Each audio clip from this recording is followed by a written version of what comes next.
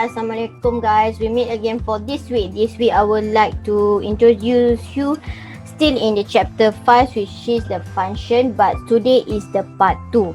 So in the last week, I have been teach you about the function part 1.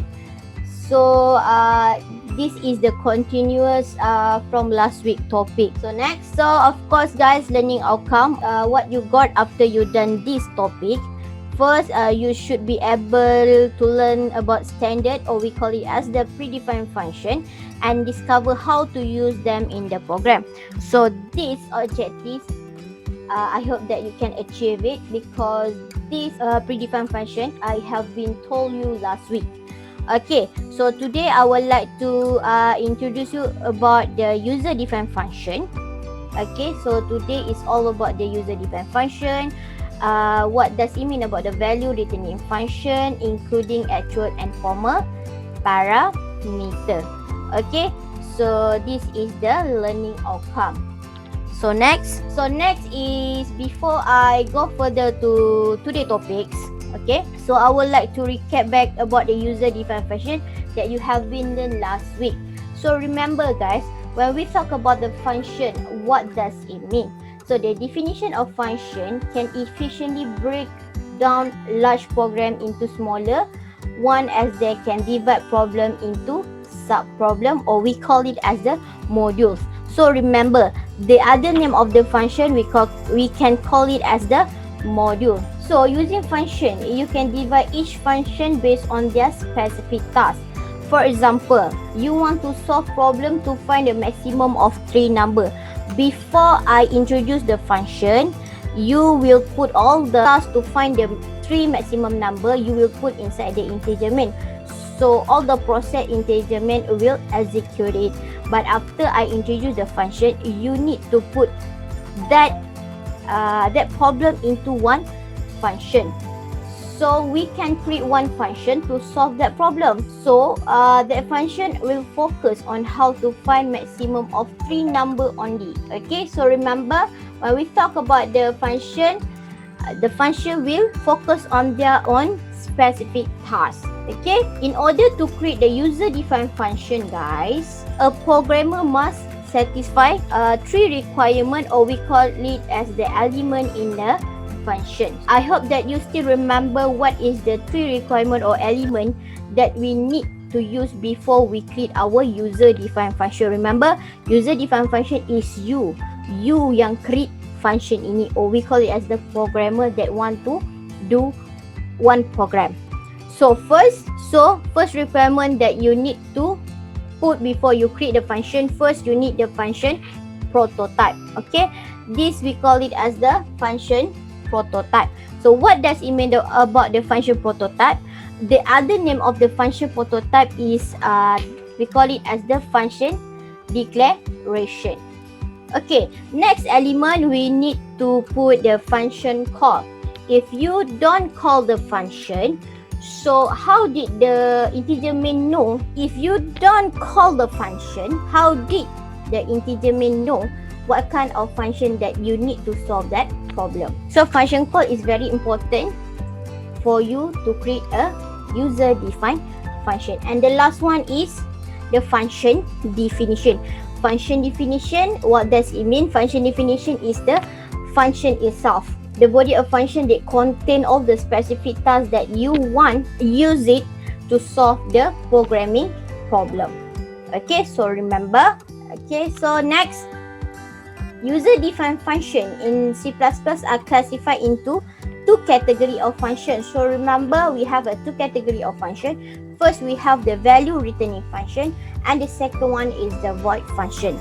So what does it mean about the both of these categories? So next, I will tell you more about each of the category of user-defined function. So next, I would like to introduce you what does it mean about the value returning function. Okay, so value returning function. Remember, value returning function is the function that have a return type. That means this kind of function, this category of function will return something.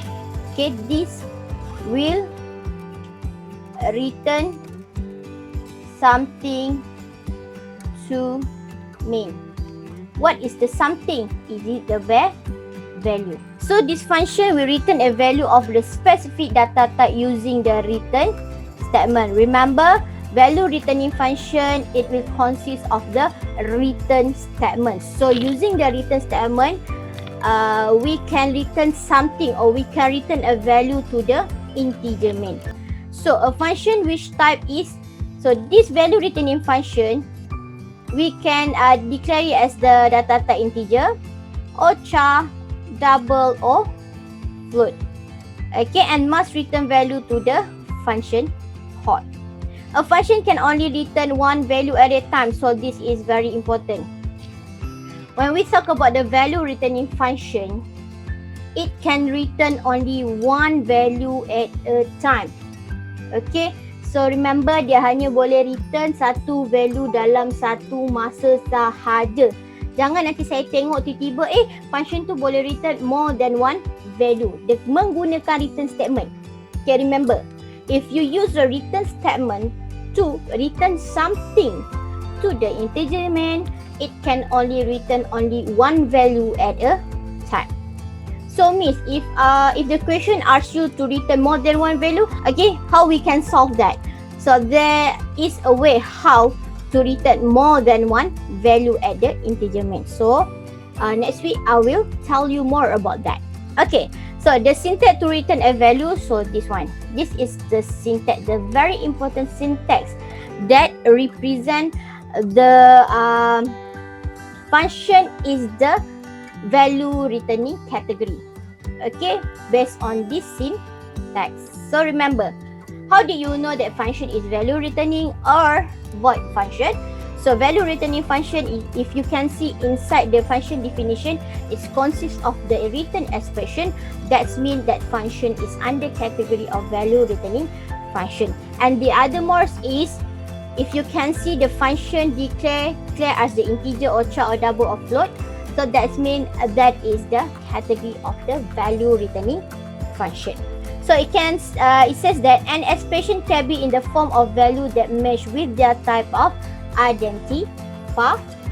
In each category of function, even though that is the value returning or void function, they need to have the three elements, which is as I mentioned before, we need to have the value function prototype, function call, and we need to have the function definition. Okay, tak kisahlah dia value returning function ke void function, dia kena ada tiga benda tu, wajib. So next I want to tell you what does it mean about the function prototype. So function prototype declares a certain information pertaining to the function. So declare what function does and what the parameter are. So this function prototype is like a variable declaration.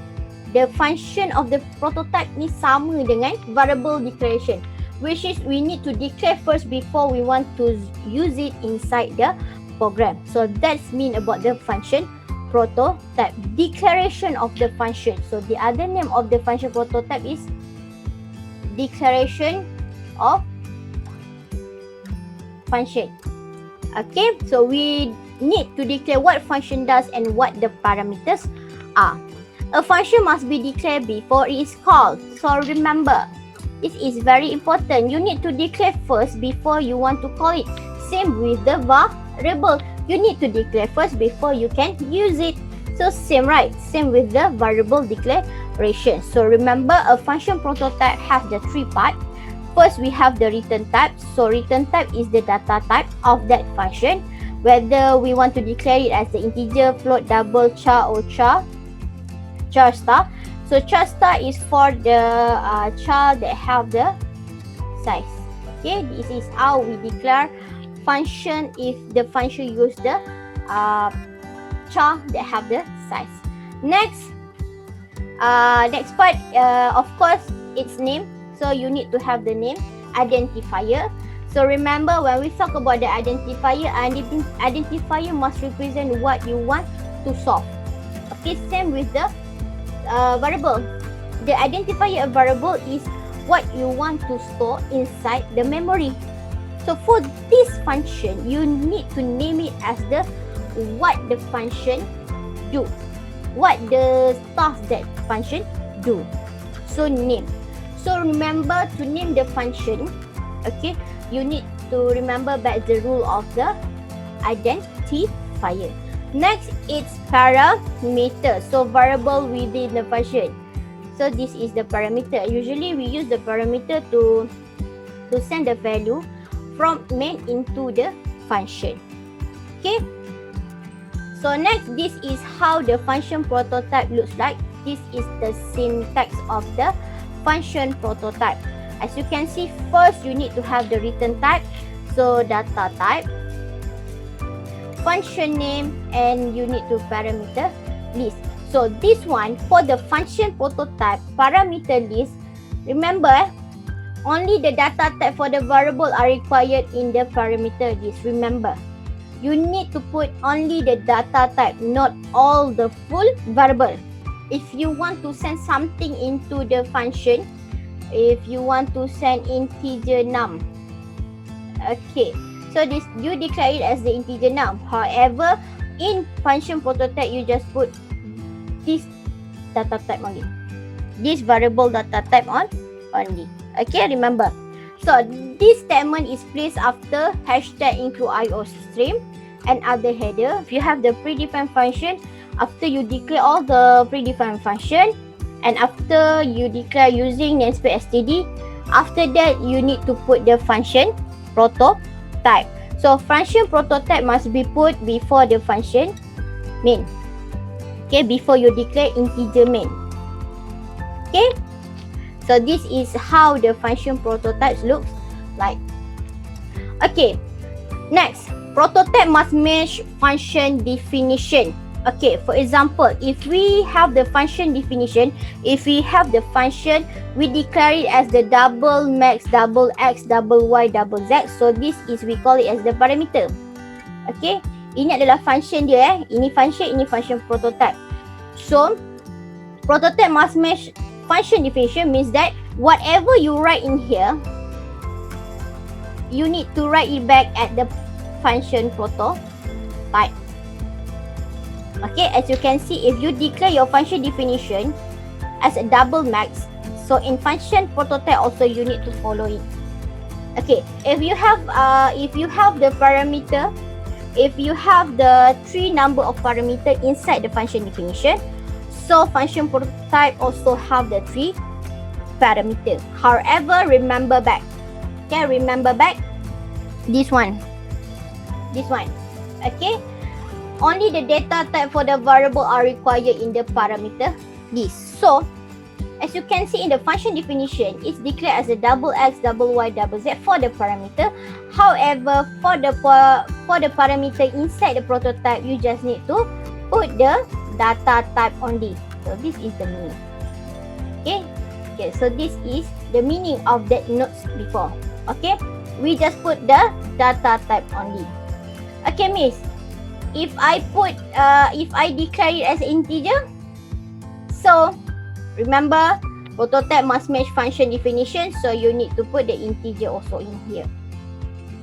Okay, whatever you write at the header of the function definition, you need to write it back inside the function prototype. This is how we declare our function. So after you write double max, you have the parameter, you need to end it with the semicolon. So this is the syntax for the function prototype. So this is an example of the function prototype. For example, we have the integer, find size, integer. When we see this function declaration, that means this function declare the function find sum. So we know that the task of this function is for the find sum for the 2 number. After you see this function prototype, the function declaration, you know that this function expect to receive 2 integer argument from where? From the integer main. So if you see this function declare as the data type integer, so you know that that function will return value integer to the integer main. Okay, for this one, the other example of the function prototype under category of value returning function. So this is how we do the declaration of the function. So float swap, this is the name of the function, and this function will receive 1, 2, 3, 4 value from the main. So as you can see in here, in parameter we can receive any kind of data type. Tak kisahlah kalau integer lah, based on what data what you want to receive from integer main. Okay, as you can see, it says that declare that the function swap require 4 arguments consisting of 2 floating point argument, 2 floating point, 1 integer argument and 1 character argument in this order, and that it will return a floating point value. How did we know that what kind of data type that this function will return is based on this data type. Okay, so data type dia float. So that means we know that this function will return floating value. So next is the second element that we need to put inside our function. So next is the function definition. Okay, what does it mean about the function definition? Function definition is to define what the function does, or the description or definition of what each function is to do. So in function definition is the place where we put the specific task based on the problem.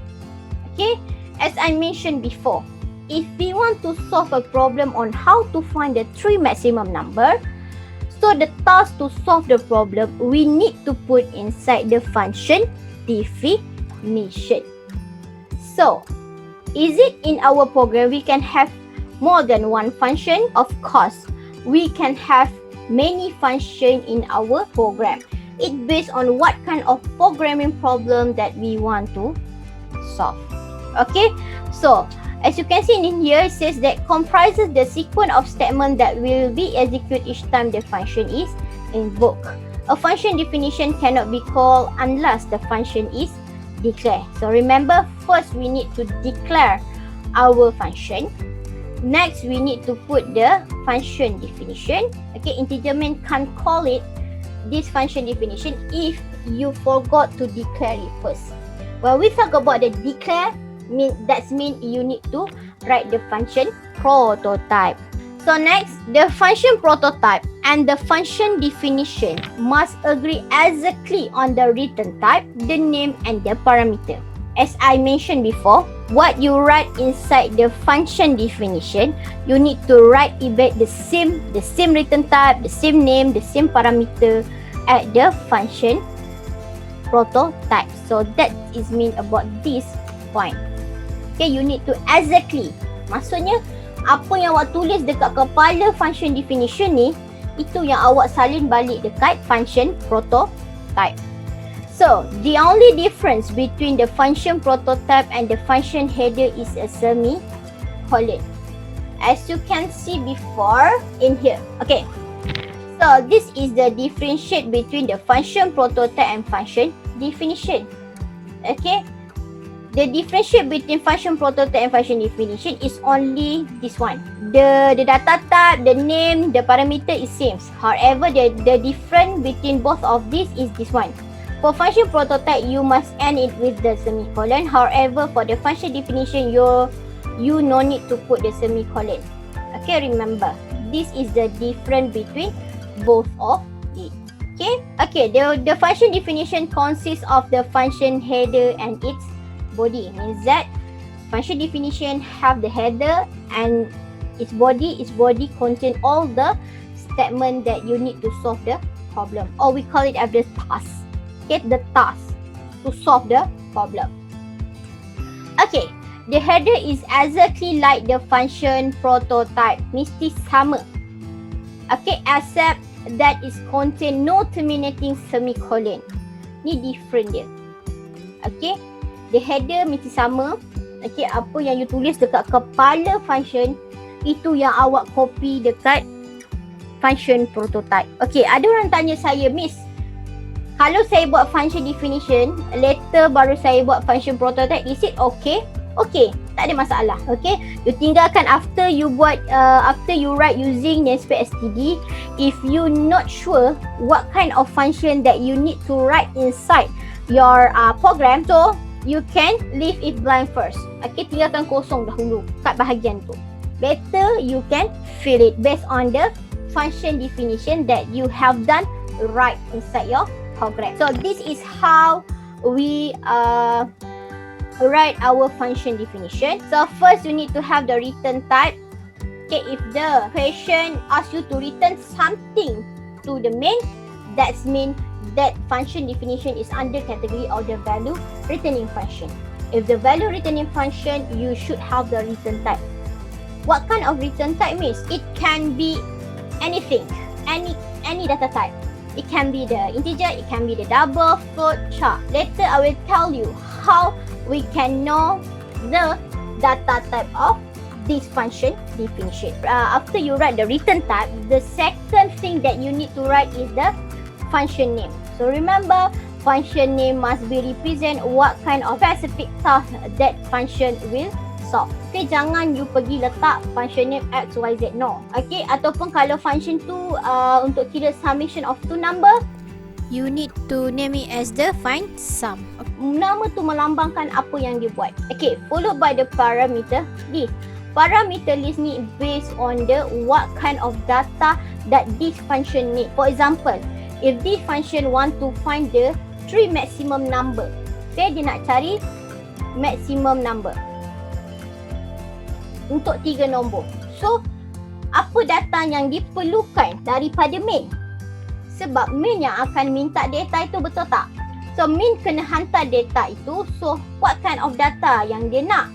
So, of course lah, parameter list ni adalah integer num1, integer num2, integer num3. Okay, ni maksudnya parameter. Argument. Okay, value that this function need to solve the problem. You need to remember back, this function hanya untuk selesaikan masalah maximum number. Dia tak minta nombor tu. So, yang minta nombor ni, yang minta value daripada user ni adalah kerja main. Okay, main yang minta, lepas tu main hantar. Sebelum ni main minta, main lah buat kerja semua, betul tak?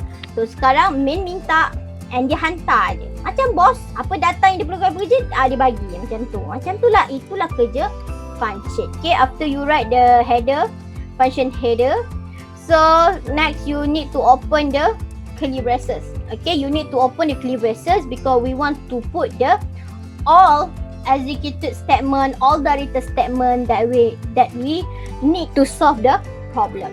Okay, so all of this we call it as the function body.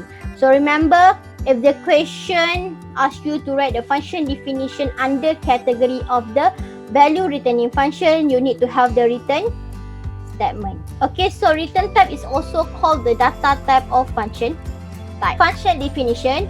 All function definition have the following part. First, return type.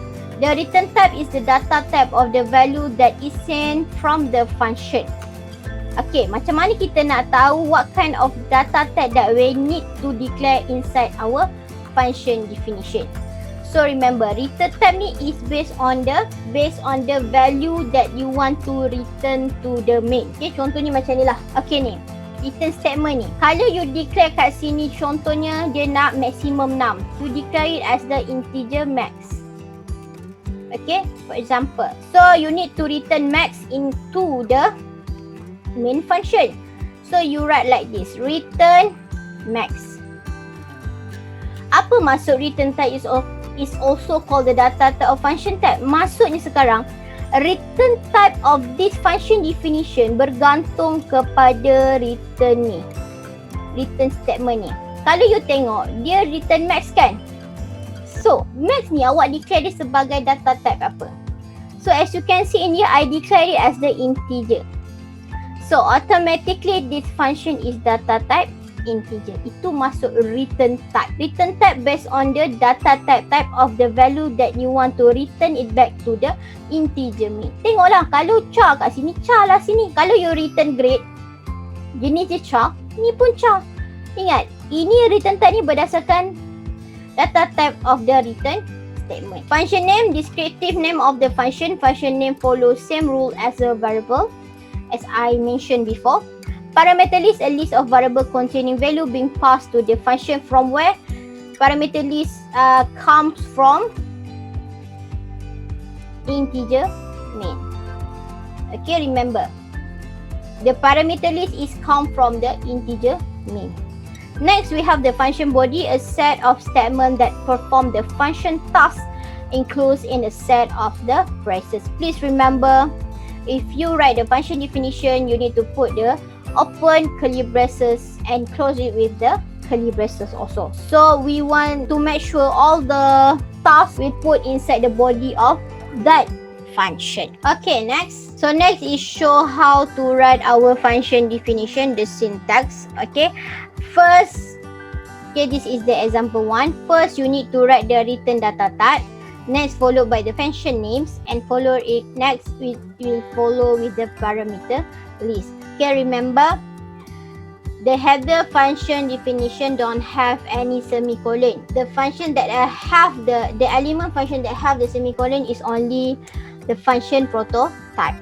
So that is different between the function definition and also the function prototype. So for example, I want to solve the problem to find the sum of two number. How did we know we want to solve the problem about the find sum to number? Because we can see in this parameter list. As you can see, the parameter list is come from the main, which is this function receive integer A, integer B. Oh, you can change in name as the num1 or num2. Okay, num1 or num2 for example. Okay, if you don't know what is the data type you need to put in here, in header of the function definition, you can left it first.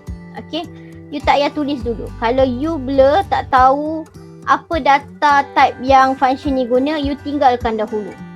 Okay, ni cara macam mana nak menjawab ataupun macam mana nak create function definition. Okay, kita tahu soalan suruh cari, we know that question asks you to find the summation of two number. Okay, you need to solve that problem using this function. So you name it as the find sum, and you need to receive something from the main. So you need to put the parameter list, which is you need to receive num1 and num2 or A or B. Okay, how do you know what kind of data type you need to declare here?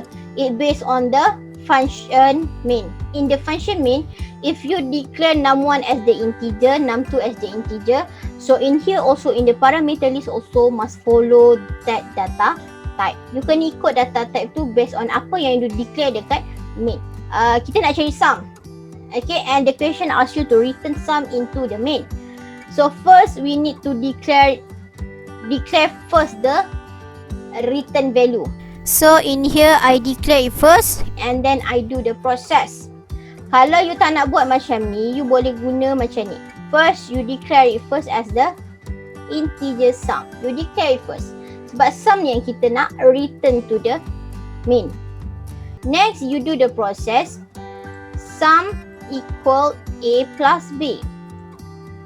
Okay, if you declare in here num1 or num2, this also you need to write it as the num1, num2. Okay, ada orang tanya, Miss, A dengan B ni kenapa saya tak nampak pun Miss declare dekat sini? Kalau Miss tak declare, macam mana dia nak tahu A dengan B tu integer, Miss? Please look in here. Okay, dekat parameter ni lah saya declare value A and B. So you no need to declare it back inside the body of function. Saya dah declare kat sini A dengan B. Okay, dalam parameter list ni juga dikenali sebagai declaration of the parameter. So kalau saya dah declare dekat sini, tak perlu saya declare dekat dalam body. Okay, next, diorang tanya. You tanya saya, okay Miss, A dengan B Miss tak payah declare kan? Kenapa saya nak kena declare sum? Sini saya nak tanya, ada tak saya declare sum dekat sini? Tak ada. Kalau tak ada, saya kena declare dekat dalam body of function. Kalau tak declare, macam mana kita nak tahu what kind of data that we need to store inside the memory sum? That's why I declare it first. Okay, so next question asks you to return the sum. So I write the return statement. So I write return sum. After you write the return statement, so you go back in here yang you dah kosongkan tadi. Kalau you tengok, return type ni berdasarkan apa saya cakap, return type is based on the return statement. A return statement value data type. Okay, you must follow this data type to declare the data type of this function. Apa data type yang declare dekat return statement ini? Inilah data type untuk function ini. Sebab itu, in here, okay, kita kenal dia sebagai return data type. Okay, so as you can see in here, you return sum. So sum ni you declare sebagai apa? You declare sebagai integer. So automatically you write in here integer. So automatically you know, oh, the data type for this function definition is integer. How did you know? Again, based on the data type that you return to the main. Where you can find it? In here, in the return statement. You need check first what data you return to the main, sum. Next, you check what kind of data type you declare for this variable. Yes, after you got the data type, then you write it in the header of the function definition. Okay guys, so next is the example 2. So as you can see in this example, okay, return data type for this function, saya tinggalkan kosong. So this is how, if you not sure what data type you need to declare for this function definition, so you can left it first. Okay, tapi jangan tinggal untuk selama-lamanya. Okay, as you can see in here, I name this function as the find group. Okay, and I receive double mark competition. If student get the mark competition, for example 80 to 100, so I will group it as the group A. For example, okay. So then I declare char group because I want to return group. Okay, when we talk about the char will return the single alphabet, single character only. Okay, I declare char group. So I do the task, okay, for this function. So I write if mark competition more than 80 and mark competition less than 100. So I group it as a A. Okay, saya groupkan dia sebagai A.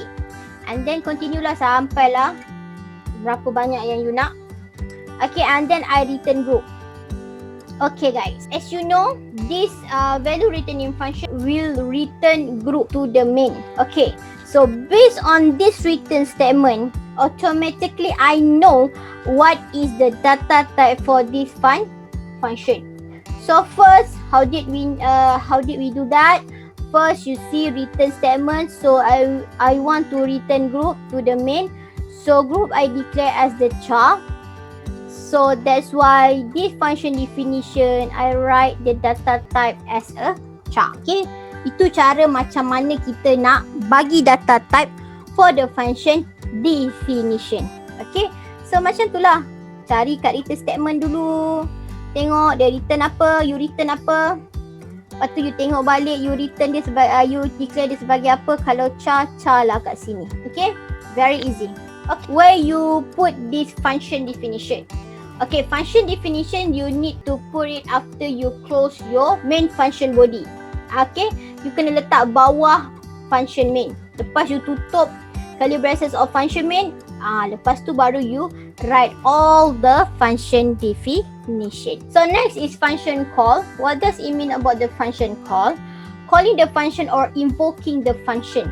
Okay, that's mean function call is if you want to use that function, we need to call it first. If you don't call it, sampai bila-bila lah function tu takkan buat kerja. Itu maksud dia. So this function call is within the body of the main function or within another user defined function. So function call ni boleh berada dekat main function, dan function call ni juga boleh berada dekat function definition. Use a calling statement to tell the compiler to access the function requested. Ni yang saya cakap ni. Kalau you tak panggil function tu, macam mana main ataupun compiler nak tahu what kind of function that you need to solve the problem. So to execute a function, it must first be called with the following information, starting the function name and providing a certain information or parameter. Kat sini lah parameter digunakan. Okay, menggunakan function call ni lah. Function call ni yang akan hantar value dekat function definition. Okay, this is how we write our function call. So first we need to state the function name followed by the argument list. Example, a value returning function is used in an assignment or in an output statement. Ini adalah cara macam mana function call yang berjenis value returning function. As you know, value returning function will return value to the main. Okay, in main, who will get that value? So in main, we need one variable to cache that value. So untuk dapatkan value itu, kita kena buat dia macam ni. Kalau dekat function definition tu akan return total ke return sum, dekat function main ni, you kena ada penyambut. Ni kita panggil dia penyambut untuk menyambut value daripada function definition. Lepas you write the penyambut, you kena declare lah penyambut ni. Okay, integer total. Okay, you kena letak assignment statement followed by the name of the function that you want to call. Okay, apa function yang you nak call untuk suruh dia cari sum of two number. And then dekat parameter ni you kena statekan the value. You kena hantar value juga kat dia. Ataupun ini value yang diberi oleh programmer. Kalau value tu dapat daripada user, contohnya saya ni contoh cin num1. Okay, cin num2. Ni saya declare ni. Okay, now saya nak hantar value yang dekat num1 dengan num2 ni dekat function definition. So apa yang saya kena tulis adalah dekat parameter ni, parameter function call saya kena letak num1, num2. Okay, ini cara macam mana kita nak panggil function. Tapi sebabkan dia berjenis value returning function, you kena ada penyambut di hadapannya. Okay, ni. So bila dah dapat nilai yang disambut itu, dia akan display nilai. Ataupun awak boleh buat cara macam ni pun tak ada masalah, di mana you display and you panggil function itu. Tapi saya tak galakkan awak guna cara ini. Saya lebih prefer awak guna cara ini. Okay, sila guna cara ini. Declare first the variable that will cache the value from the function definition. Next, later you will display the value. Okay, this is the example of value returning function. The full value returning function that consists of the three elements of the function, which is function prototype, function call and function definition. Kalau soalan function ini, saya suggestkan selalu kepada student saya, sila buat function definition dahulu. Kosongkan dahulu function prototype and kosongkan dahulu integer main. So the position of each element function ni position je. Function prototype you should put it before integer main. So function call you need to put it inside the integer main. For the function definition you need to put it after you close the integer main. Kalau first time, kosongkan dahulu sebab maybe you not sure. Selalunya soalan akan suruh awak buat function dahulu. Tinggalkan satu muka surat kosong untuk awak letak integer main dan juga function prototype semua ni. Dekat muka surat lain, you buat dulu function yang soalan suruh. Okay, contohnya macam ni. Soalan suruh create one function. That function will find the summation of two number and return the summation to the main. Itu dia punya question. Okay, you pun write the function definition. So find sum, sebabkan dia nak cari two number, so automatically you know you need to two number from main. So you declare it as the integer A, integer B. So you open the curly braces and then you write the process. You write integer sum equal A plus B, return sum, and then you declare this function as the integer based on the return statement. Pas you dah buat function definition, barulah you buat function prototype. So remember, apa yang you write dekat kepala function, itu yang awak salin balik dekat function prototype. Okay, so you copy with the same name, same data type, send the number of parameter with the data type. So as you can see, alright, okay, integer. Find sum, sama Okay, S kecil, S besar, sama. Lepas tu dia ada dua parameter, tapi remember for the function prototype, it just consists of the data type only. So you just write the integer, integer. And you need to end with the semicolon. Miss, kalau ada 10 function, so declare ada 10. Yes. So you declare dulu 10. Macam tu. Next, you open the integer main. And then as usual lah, you open the curly braces for the body of the main. Next, you know that this function receive two value from the main. So where you get two value, so main kena minta dekat user. When we talk about the value comes from the user, you need to do the input statement. Before you want to write the input statement, you need to declare the variable first. So that's why I declare integer 6162 total. So next, I ask the user to enter two integer numbers. So I do the input statement. After I do the input statement, I want to send these two value to the function. Ingat, kalau kita nak hantar value ini, kita memerlukan function call. Function call tugas dia adalah memanggil function dan menghantar value. So caranya adalah you kena tengok dahulu function definition tu jenis apa. Kalau function definition tu jenisnya value returning function, so remember you kena letak penyambut di hadapan. Penyambut saya adalah total. Macam mana saya tahu total? Macam mana saya nak tahu itu total, Miss? So you kena tengok balik dekat function definition. You return apa? Sum kan? So nak terima dia adalah total jugalah. Dan data type dapat integer. So you dah kena declare dia sebagai integer. Ada student saya tanya, Miss, kalau saya nak declare nama sama boleh tak, Miss? Saya tak naklah nama banyak-banyak. Boleh, tak ada masalah. Contoh kalau you nak namakan dia ni sebagai sum, tak ada masalah. Kenapa tak ada masalah, guys? Sebab once dia dah tutup body ni, dia tak kenal pun sum ni. Sebab itulah sum ni kita kena declare dekat function definition. Ada student saya tanya, Miss, saya kan dah declare sum kat sini kalau guna nama sama, Miss. Tak perlulah saya declare sum ni dekat dekat function definition. Itu salah. It is wrong. If you use the same name and you have declare it inside the integer main, itu tak bermaksud you tak perlu declare dia dekat function definition. Sebab once you dah tutup body of function, yang ini adalah block body yang lain. Dia tak kenal dah. Apa yang berada dalam ni hanya untuk main saja.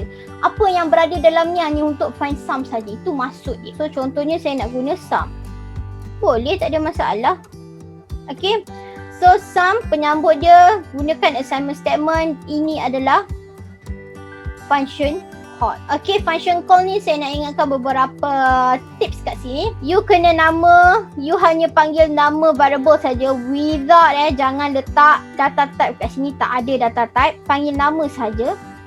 Okay, buka bracket. Dalam bracket ni parameter kan. You nak hantar apa? You nak hantar dua value. So tak perlu letak integer 61, integer 62, tak perlu. Kenapa? Sebab saya dah declare dia dekat atas. Function call hanya letak nama sahaja, nama variable sahaja. Okay, so cout total. So ini saya tukar nama sebagai sum. So ada orang tanya, Miss, boleh tak dekat parameter function definition ni saya nak guna nama yang sama dengan main? Contohlah saya nak tukar A ni dengan 61, B ni dengan 62. Boleh ke, Miss? Boleh. Tak ada masalah. Okey, tak ada masalah guna nama yang sama. Macam yang saya cakap tadi lah. Diorang berada di department yang lain. Yang ni berada di department yang lain. So tak ada masalah. Maksudnya bentinya lain. Macam tu. Now saya nak tunjukkan cara macam mana compiler execute each statement in this program. Okay, first of course compiler akan see the directive. Okay, directive first. So hashtag include IO stream. Okay, using namespace std, don't forget it. And then compiler nampak function declaration. So compiler knows that this function is under category of the value returning function. In main will receive something from this function. So this function consists of two parameter. That means this function receives two value from the main. So this is how the compiler execute this statement. Next, compiler will go to the integer main. and will go inside the body of integer main. Compiler see this statement. Okay, integer 6162 total. So this is variable declaration. When we talk about the variable declaration, so compiler need to create one memory for each variable. Okay, we have a num1, num2, num3. Next, compiler will execute this statement. Okay, it will ask the user enter two integer number. So for example, user put the number 1 is 3, number 2 is 4. Compiler will store this value into this memory, 3 and 4. Ni nama dia total total. Okay, 3 and 4. So next, compiler go to the next statement. So in here compiler see this statement total. So compiler find the function call here. Okay, compiler nampak function call statement kat sini. So apa yang compiler akan buat? Compiler akan cari find sum dan dia akan bawa dua value ini bersama dengannya. Apa value dia? So compiler akan cari balik memori 6162. Oh, the value is 3 and 4. So compiler akan bawa 3 dengan 4. Compiler akan sediakan satu bakul. Ni contohnya bakul. Okey, ni bakul. Dalam bakul ni, dia bawa alamat, nama alamat dia find sum dan dia bawa value 3 dan 4 dalam bakul ni. Okey, kita anggap compiler tu orang lah, dia pegang bakul tu. Apa compiler buat? Compiler akan cari kat mana find sum ini berada. So compiler pun berjalan-jalan bersama bakul dia, dan bersama nilai dia. Nilai dalam bakul tu. Okay, alamat bersama nilai means that bersama sampul ke apa. Dia pun bawa berjalan-jalan, dia cari. Oh, kat sini rupanya function ini. Before dia masuk ke dalam function ini, dia kena check first whether nama dia sama tak. Okay, dia pun tengok. Macam postman hantar barang. Kan sekarang musim Shopee, right? 7766 Shopee. Okay, shopping. Before dia nak hantar barang, dia akan tengok alamat tu kat mana. So dia bawa lah barang tu dengan alamat tu sekali. So sampai dekat rumah, dia kena make sure kan alamat tu sama tak dengan alamat dekat barang tu. Sama juga dengan ni. Dia akan make sure sama tak. So dia pun check find sum. Okay, sama. So dia pun ketuk pintu find sum ni. Hello, are you there? So find sum ni pun keluar. Okay, dia apa? Okay, saya nak bagi dua value dekat awak. Value ni main yang bagi. Saya nak bagi dua value. Find sum ni, macam tuan rumah ni, dia pun tanya value apa. So 3 dengan 4. Before dia nak 3 dengan 4 tu, dia akan check first whether what kind of data tu. Data tu sama tak? Sebab tu dia letak dekat sini integer. Dia nak compromisekan and make sure kan data yang dibawa oleh compiler tu data type-nya sama. Okay, bila dia check, okay, betul. So kat sini, so owner ni akan create satu memori untuk terima value daripada main. Sebab tu kalau kita nampak integer A, integer B, ini sebenarnya variable declaration. So dekat find sum ni rumah find sum warna hijau. Okay. Dekat rumah ni, nama alamat rumah ni find sum. Dekat find sum ni dia akan create satu lagi variable yang diberi nama sebagai A, O, B. Ataupun kalau awak guna dia sebagai num1, num2. So you boleh namakan dia sebagai num1, num2. Ni yang saya cakap. Lain rumah, lain nama dia. Tu maksud dia. Walaupun nama sama, dia berada di body yang berlainan. Sebelum tu dia dah declare variable kan. So dia pun terima melah value yang diberi oleh main tu. Okay, dia pun terima 3 dengan 4. Make sure susunan dia sama. Okay, susunan parameter ni kena sama. So dia pun bawa masuk value ni ke dalam rumah dia. Okay, dia pun masuk dalam body ni. Body of this function. Dekat dalam body ni, dia nampak integer sum. Integer sum dia akan create satu lagi memori. Memori ni namanya sum. So dia pun buat proses. Okay, contohnya saya namakan dia sebagai 61, 62. Dia akan buat 3 tambah 4, 7. So dapat 7. So 7 ni akan dia assign masuk dekat dalam mana? Sum. So dia pun simpan 7. Nampak tak proses dia sekarang? Ni owner dekat find sum punya kerja compiler dekat find sum. So next, dia nampak return sum. So return sum ni tadi value dia berapa? 7. So dia pun bagi balik dekat yang warna biru ni. Dia bagi balik, dia pass balik sum ni. Dia akan pass balik sum ni dekat compiler yang warna biru ni. Okay, dia cakap dengan compiler biru ni, nah, saya dah buat kerja saya. Ini nilai dia. Nilai dia 7. So sekarang, saya tukar color biru pula. Okay, sekarang kerja compiler biru ni pula. Compiler biru ni akan bawa 7 ni dekat mana? Dia akan bawa 7 ni balik dekat main. Okay, so 7 ni akan ni, nilai ni akan pegang nilai tu 7. Boleh faham tak? Lepas compiler hijau ni pulangkan nilai yang dia dah cari, dia pulangkan 7. So compiler biru ni pun bawa lah benda ni ke main dan dia letak dekat dalam ni 7. Okay, nilai function call ni adalah akan bawa nilai 7. So 7 ni kita nak simpan dalam mana? Sebab itulah guys, kita kena ada penyambut. Penyambut dia saya declare sebagai total. So sekarang 7 will be assigned into total. So 7 in here. Okay, ni dekat rumah main. Ni rumah main. Okay, ni rumah integer main. Okay, fahamkan konsep ni. So next dia pergi ke next statement, cout totals. So dia keluarkanlah output total is 7. Ni cara dia. Okay, nampak macam rumit je miss. Sebenarnya senang function ni.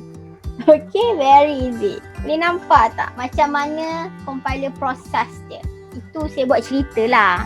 Okay, dia macam postman juga. Okay, so next is parameter. So parameter kat mana tadi dia letak? Dia letak dekat dalam mana? Kita akan jumpa parameter yang dekat function definition dan juga function call. Okay, apa maksud parameter ni? Okay, as you can see in here, there are two types of parameter. We have the formal parameter. Okay, formal parameter maksudnya a variable declared in the function heading. Okay, kalau you nampak parameter list in here in function definition, so this one we call it as the formal parameter. Why we call it as the formal parameter? Maksudnya sekarang dia terima je apa-apa value daripada main formal parameter. So remember, formal parameter is the variable declared in the function heading. Okay, dekat function definition. So another types of parameter, we have the actual parameter. So actual parameter is a variable or expression listed in the call to a function. That's mean this one variable in the function call, we call it as the actual parameter. Okay, why we call it as the actual parameter? Because of that parameter or that value comes from the user. Okay, that's the actual value from the user. That's why the parameter in the function call, we call it as the actual parameter. Okay guys, to be continued. Okay, so next week I would like to introduce you a next category of the function, which is the void function. Okay, so if you have any question, you can ask me in Telegram. And don't forget to click your attendance in view future.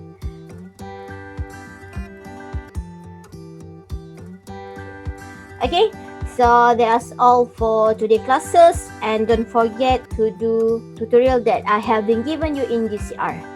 So that's all. Assalamualaikum.